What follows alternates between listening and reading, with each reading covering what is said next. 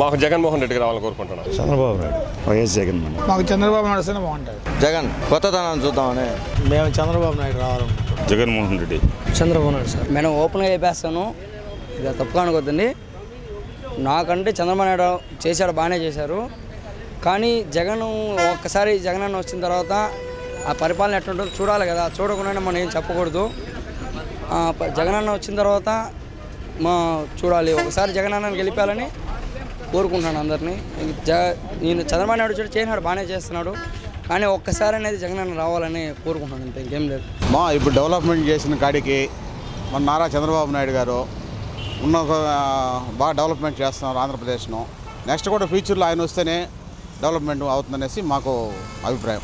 Jaganmohan Reddy madam. నేను వస్తేనే చంద్రబాబు నాయుడు వస్తేనే. జగన్ డెవలప్ అవ్వాలంటే చంద్రబాబు నాయుడే ఉండాలమ్మా.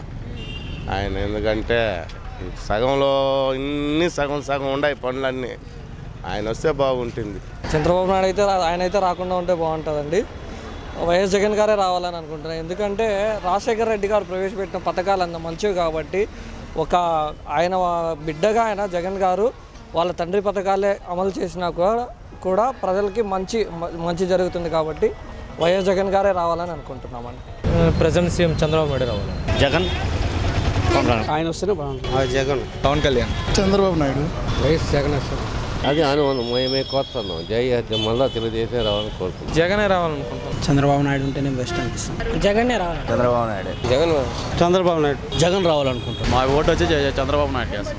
ఎవరైనా చెబుదామమ్మా, జగన్ వస్తే మంచిది. ఎవరంటే ఎలా మేడం? చంద్రబాబు నాయుడు. మా యువతకి అయితే జగన్ అన్న రావాలని ఒక ఆశ. చంద్రబాబు నెక్స్ట్ ముఖ్యమంత్రి అంటే ఈ ప్రభుత్వంలో ఏమీ సరిగా జరగడం లేదు. సామాన్యునికి కావాలంటే పెద్దల వరకు పోవడానికి అక్కడ కావడం లేదు. నెక్స్ట్ వైఎస్ఆర్సీపీ వస్తే బాగుంటుంది. చంద్రబాబు నాయుడు రావాలనుకుంటున్నాం. ఖచ్చితంగా జగన్ ఇదే ఆయనే వస్తే బాగుంటుంది అని అనుకుంటున్నాం. పవన్ కళ్యాణ్ అండి. జగన్ గారండి. చంద్రబాబు నాయుడు వస్తేనే బెస్ట్ అమ్మా. చెప్పారు కదా, మా రాజశేఖర్ లాగా పాలన చేసే వాళ్ళు రావాలి. చంద్రబాబు నాయుడే వస్తే బాగుంటుందమ్మా. ఎందుకంటే వృద్ధా పెన్షన్లు కానీ ఈ మారిగా లేడీస్కి మనకి అమౌంట్ ఇస్తున్నాడు కదా, ఈ వీళ్ళకి సబ్సిడీలు ఇవి అవి అనేసి కొద్దిగా ఇచ్చేస్తున్నాడు. ఏరా అంటే అది కాకుండా ఇప్పుడు పింఛన్ కూడా పాపం ఎంతో బాధపడుతున్నారు కదా ఈ పేదలు. వీళ్ళకంతా ఇల్లులు ఇచ్చి ఒక రకంగా అందరినీ ఆదుకుంటున్నాడు. వస్తే బాగుంటుందని నా ఒపీనియన్. నేను జగన్మోహన్ రెడ్డి రావాలని కోరుకుంటున్నాను. ఆయన పెట్టిన పథకాలు అయితే పేద బడుగు వర్గాలకైతే సంక్షేమ పథకాలు అన్నీ ప్రతి ఒక్క కుటుంబానికి పోయి సంక్షేమ ఫలాలు అనుభవిస్తున్నారు. కార్మిక వర్గానికి ముఖ్యంగా ఆటో కార్మికులకి టోకెన్ ఎత్తి వాళ్ళ కుటుంబాన్ని అన్ని విధాలుగా ఆదుకుంటున్నాడు. పోతే నిరుపేదలకి ఇల్లు, ప్రతి ఒక్కరికి ఇల్లు వచ్చే విధంగా దానికి సదుపాయాలను తీసుకొని ఇల్లు నిర్మించిస్తున్నారు తక్కువ మొత్తంతో. అందువల్ల ఆయన మొత్తం మీద టోటల్ ఓవరాల్గా ఆయనే సీఎం కావాలని అందరూ కోరుకుంటున్నారు. జగన్ ఆయన రావాలి మంచిది. ఎవరైనా అన్యాయం చేయడం వస్తే సంతోషం. మేము ఆయన మంచి చెడ్డ అనడం లేదమ్మా. ఆయనకు తెలిసి జరుగుతున్నాయో తెలియక జరుగుతున్నాయో బెనిఫిట్స్ అయితే పెద్దగా జరగడం లేదు. ప్రజలకు అవి చేయండి అంతే, ఆయన దృష్టికి తీసుకెళ్ళండి. కొత్త వాళ్ళు వస్తేనే బాగుంటుంది. మాకు ఎవరు వచ్చినా ఒకటి అంతా మామూలే. మా అభిప్రాయం కూడా అదే. ఎవరైనా వీఆర్ ఆల్ ఎడ్యుకేటెడ్స్. ఎందుకంటే మనం ఎడ్యుకేటెడ్స్గా ఏం ఆలోచిస్తున్నామంటే ఇంకా కొంత సమయం ఉంది కాబట్టి, ఇంకా ఆలోచించేదానికి టైం ఉంది కాబట్టి మనం ఆలోచించి వేస్తారు. మార్పు ఉంటేనే ఆయన వాళ్ళకి ఒక ఛాన్స్ ఇవ్వాలి. ఎవరు వేస్తే కూడా ఎవరు గెలిస్తే వాళ్ళు వస్తారు. మరి ఎవరు చెప్పేది అంటే ఎవరో పడుచుకోకుండా ఉండరు. చంద్రబాబు నాయుడు అయినా జగన్ అయినా పవన్ కళ్యాణ్ అయినా ఎవరైనా వాళ్ళ పరిధిలో ఉన్నంత వరకు చేస్తారు. అది మళ్ళీ నా ఎంఫోసిస్ మళ్ళీ అదేమ్మా. మీరు ఎవరిని ఎన్నుకున్నా ఒకటే, కొంత చేస్తారు కొంత చేయలేరు. అది ఓపెన్ ఫ్యాక్ట్.